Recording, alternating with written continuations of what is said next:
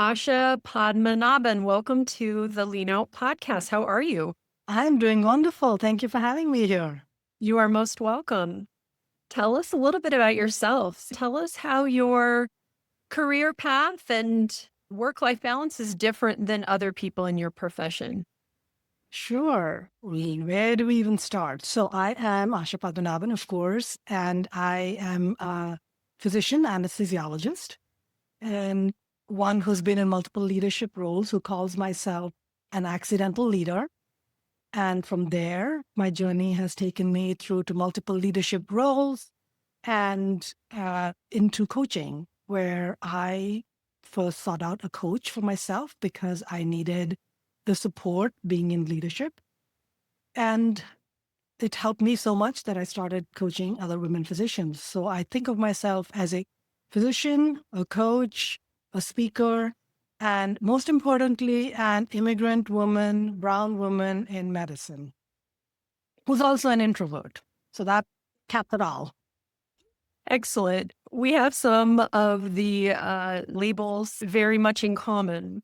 So, talk about who your typical coaching client is. It is the early to mid career female physician who is outwardly doing very well, but internally riddled with self doubt and feeling unfulfilled and stretched too thin because she hasn't yet learned to say, no, that was me. And that, to a large extent, is still me in a lot of ways. How has your career evolved? Well, first of all, how many years have you been out of training? And then how has your career evolved over those years? This is dating me, but here we go. So I've been out of training now. This is out of training here in the US for 20 plus years because I did train in England for anesthesia before this. And so, yes, I've been in practice for that period of time. Started off like most of us in medicine, just focused on my career at work and raising healthy kids at home with no interest in leadership. And from there, it evolved to a decision made in a moment of stress, which is where I think the accidental comes in, where I stepped up into a role that I didn't think I was ready for, capable of, or even deserved. And from that first leadership role, it evolved because I found that I actually enjoyed being able to make changes and not just complain about things that were going wrong at work. And now I was in a position to make a difference. And with that, my leadership journey evolved because I then stepped into more and more leadership roles, chief of practice, and similar roles. And from that, it evolved into state and national roles because I found out that it's all well and good to make changes internally in the hospital, but on the larger stage, there were things going on within my specialty and practice that I had no control of. And the only way and not that I'm in control now, but to get a little bit more of a foothold in explaining our point of view at the state and national level. So I am currently the immediate past president of the Florida Society of Anesthesiologists. And that in itself was a 10-year progression and effort. And I'm also involved in the American Society of Anesthesiologists and currently the chair of the Committee for Women Anesthesiologists. So accidental leadership into intentional leadership into state and national, all because of a desire to influence decisions that affected my life and my patients.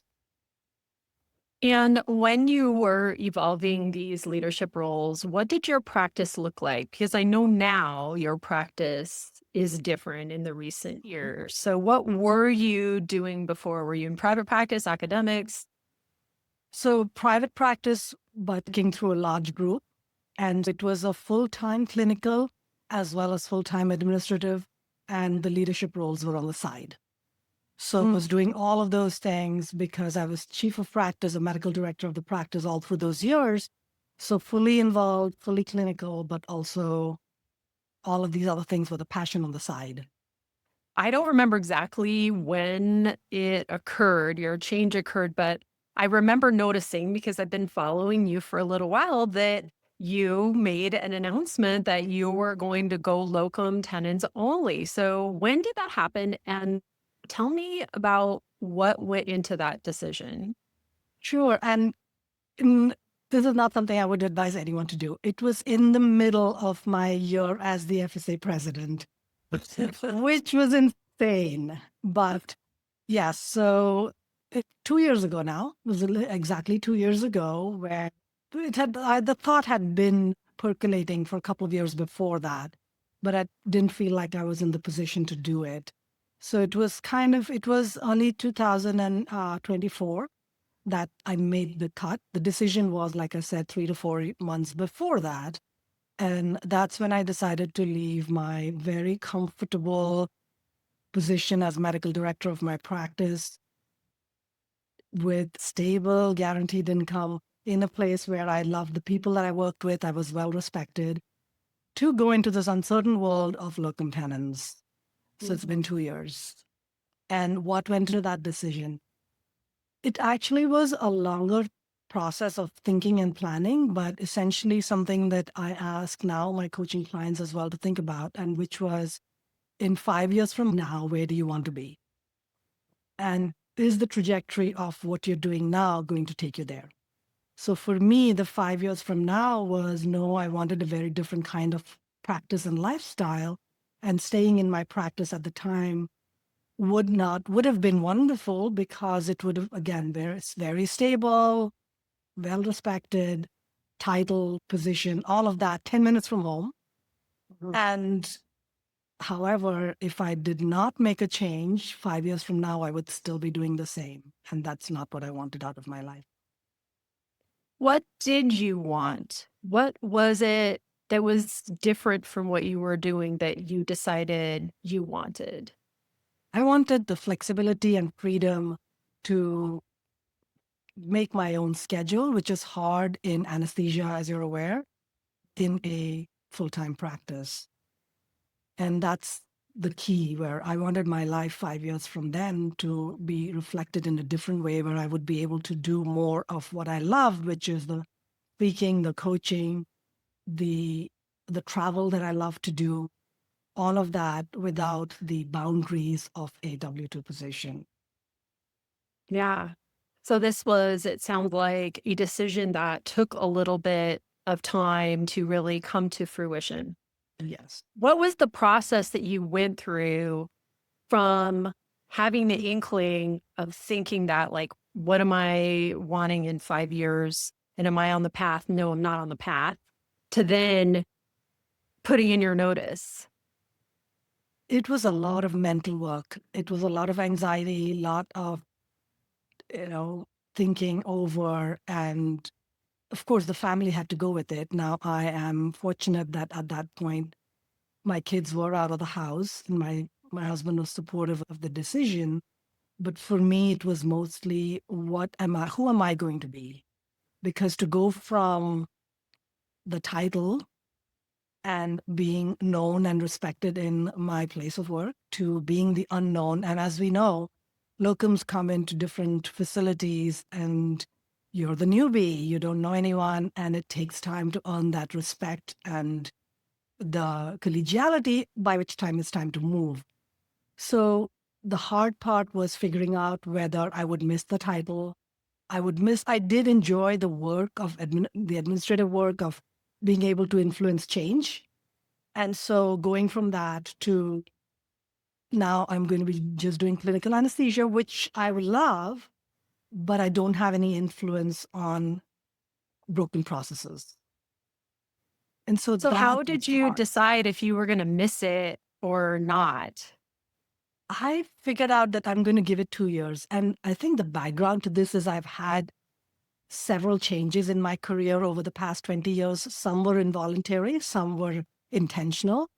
But that kind of gave me the courage to know that I would be okay in a place learning new systems, because I had done it every 5 years or so. So I knew that I did have the capacity to do that, but I didn't know how it would pan out. So I gave myself 2 years to figure out or I thought a year to figure out, is this something that I like or not like?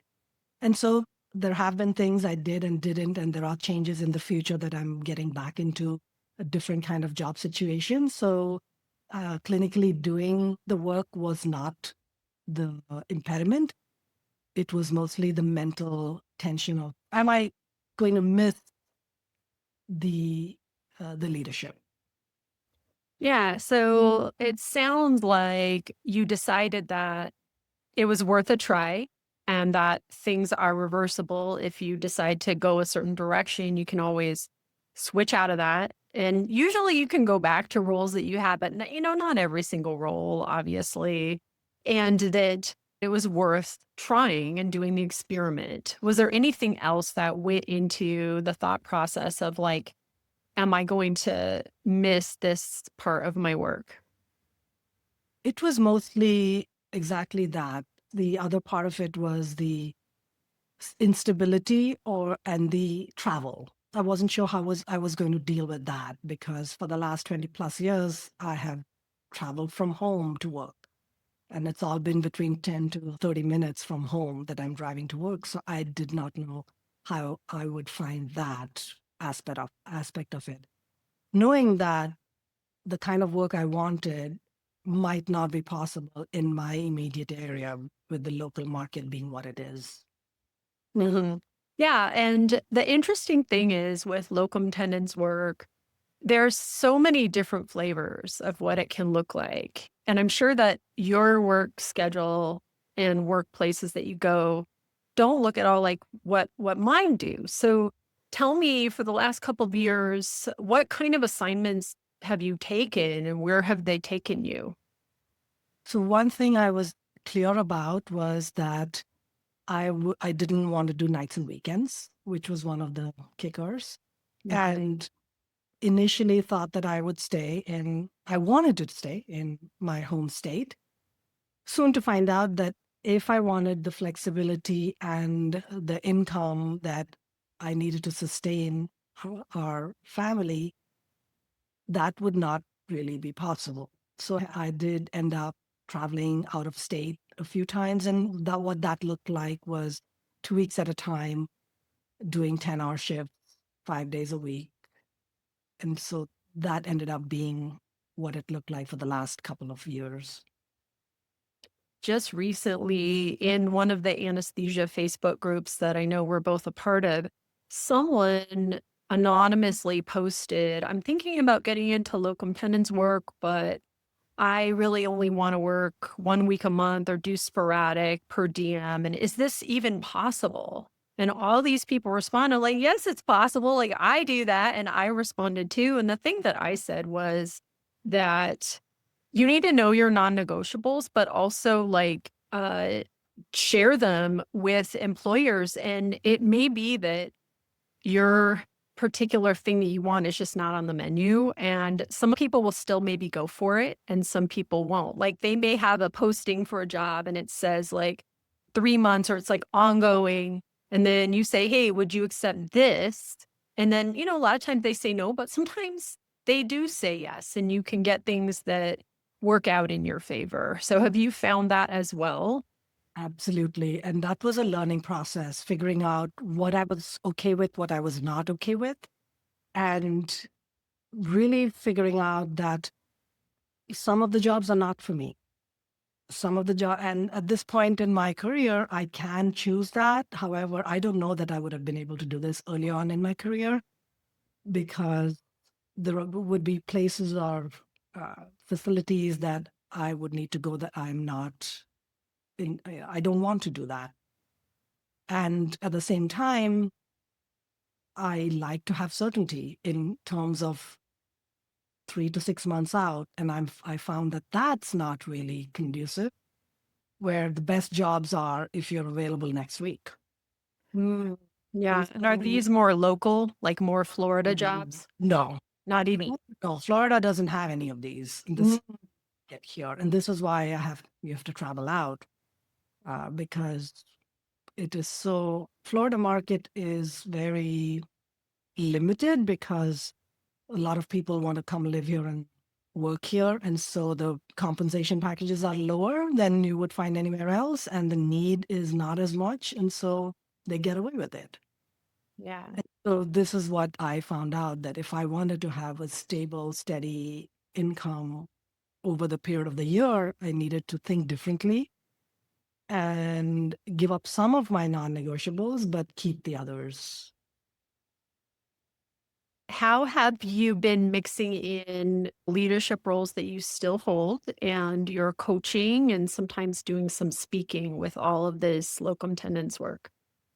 I think it's been easier because now I do know that I have a fixed schedule, or I know my weeks that I'm working and my evenings freer. I say Mhm. freer because it's still occupied a lot by committee meetings for the FSA and the ASA. So that is still a part of my life. But it does give me an opportunity. But even more, it gave me an opportunity to talk to and speak with people in different places that I would never have been exposed to, because now I was meeting people in different states and completely different practices. And so the challenges were a lot different. I mean, the underlying challenges are similar, but every place has its own unique set of challenges. And so that was interesting for me. So it gave me a little bit more time. And it took away a little bit of the time, because with locums, one thing that I realized was that I have to constantly be on the lookout for the next or the next or the next, being that I don't have a stable locum position within my state or hometown. So it was always having to look externally, which meant a lot of time spent with that, which I had not anticipated. Yeah, that is a really good point. I have one ongoing per diem thing that I do. And in the back of my head, I'm always thinking, well, at any moment, this could end.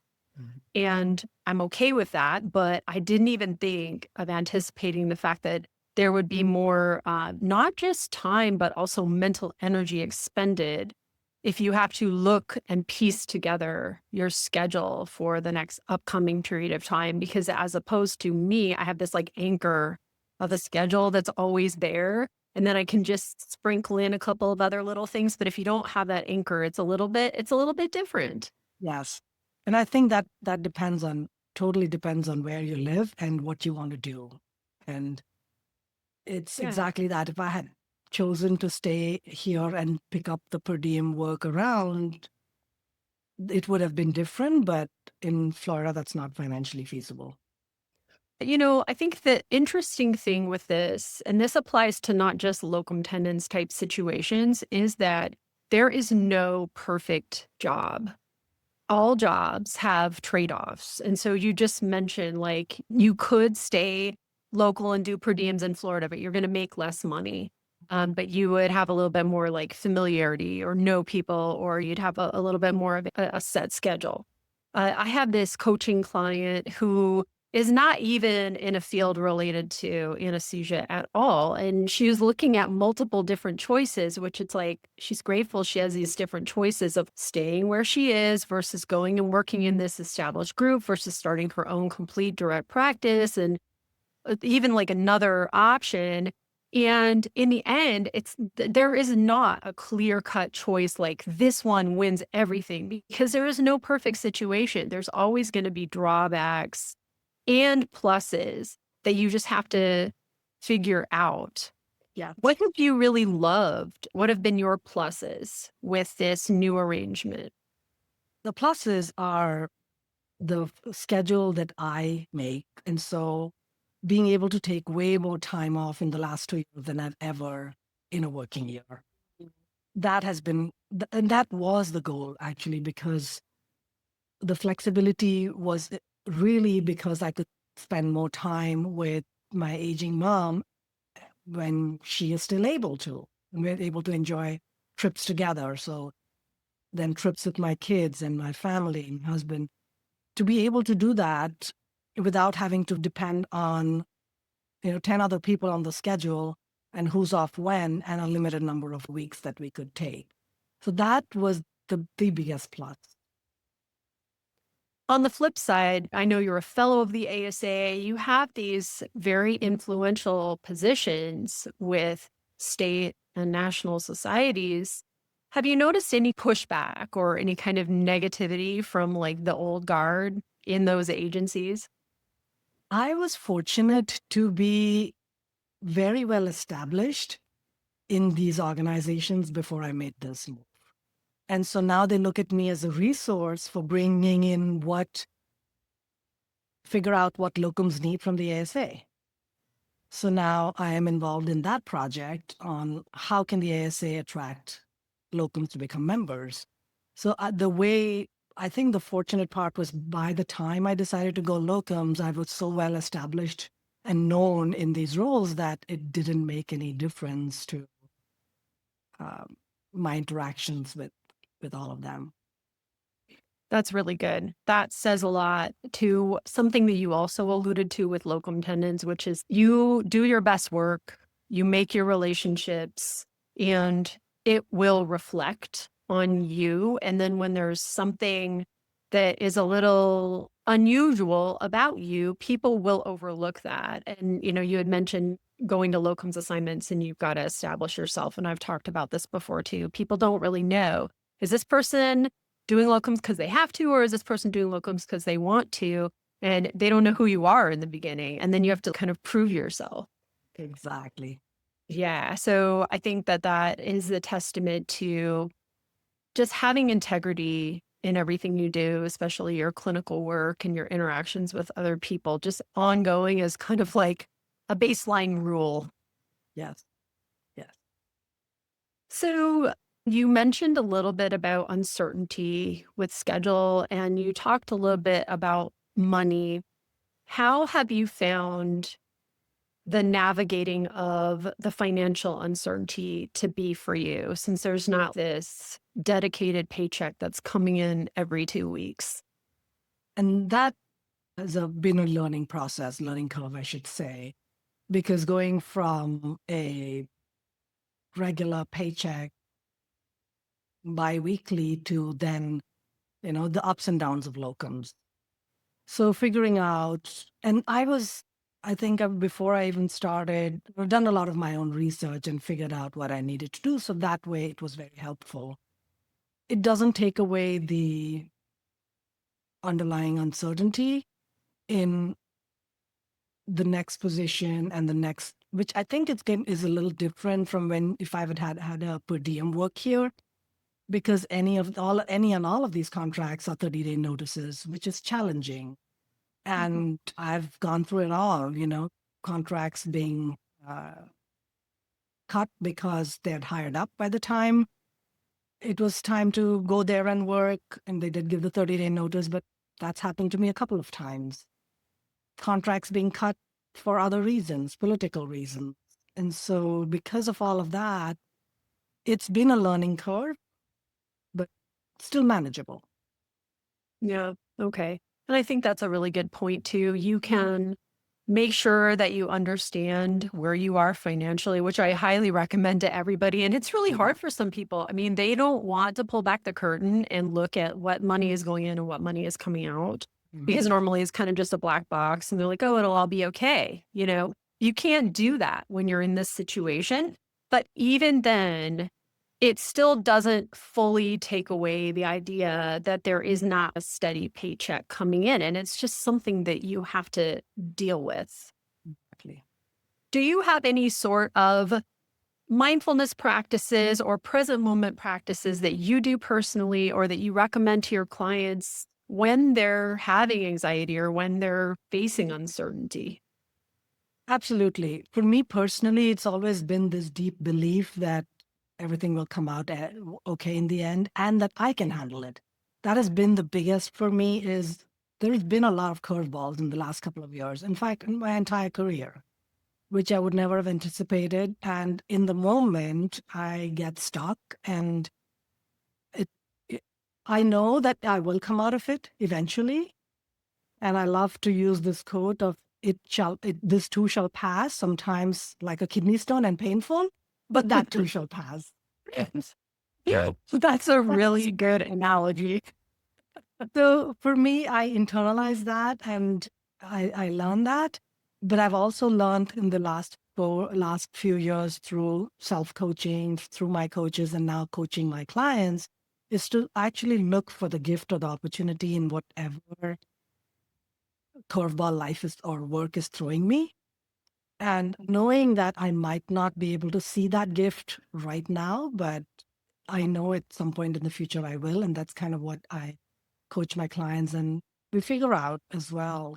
I've looked back on my career and life for the last 20 plus years of working and figured out where some things have happened where at the moment it was extremely traumatic, but how that actually turned out to open another door, which I would never have gone through if not for that. And so that is something that I always tell my clients. Yes, yes, that's a very good way to look at life, and I love that you made this change just recently and you've been practicing for so long because the number of people that would have the courage to do that is very low, Mm, very low. Someone leaving all these different roles that give you respect and admiration, and on top of that, a steady paycheck, a very secure job, and then going out and doing something unusual so that you can then better fit in some of the things that you get joy from mhm. is it's tough to do. Yeah, it is tough to do. It is tough to do. What I did was not something many people would do, but everyone does things that are uncomfortable, but we never give ourselves enough credit for it. Absolutely. Yes. I have a whole arm of talking about authentic competence. And that's one of the things is like appreciating all the little things that you do. And you mentioned one of the other things, which is the deep belief that everything is going to come out okay. I mean, that's really a definition of competence right there. Is there any other parting words of advice that you would like to give listeners, especially those professional women like yourself who either they're early or mid-career or their late career and they have been contemplating a change, but they feel like they cannot do it? Absolutely. I would always say, look where you want to be in 5 years from now. And you don't have to change anything this minute. You can Mm, make one small change, and it could be in taking one less call or taking one less committee or learning to say yes, one more no, one small decision at a time to move you towards where you want to be. And if 5 years from now you don't want to be, a completely different lifestyle, then that may be a little bit more work. But a lot of people in earlier to mid career, 5 years from now would still be very much where they are or similar, but it's the small decisions that's going to move it. that's great advice. Asha, thank you so much for being on the show today. Tell listeners where they can find you if they want to connect with you or learn more about your work. Absolutely. LinkedIn, my podcast, Facebook, those are the best places to find me. And your podcast is called Leadership RX for Physicians. For women physicians. Yes. Okay, great. And we'll make sure to provide links to those in the show notes for everyone listening. Again, thank you so much for coming on the show today. Thank you. I appreciate the opportunity.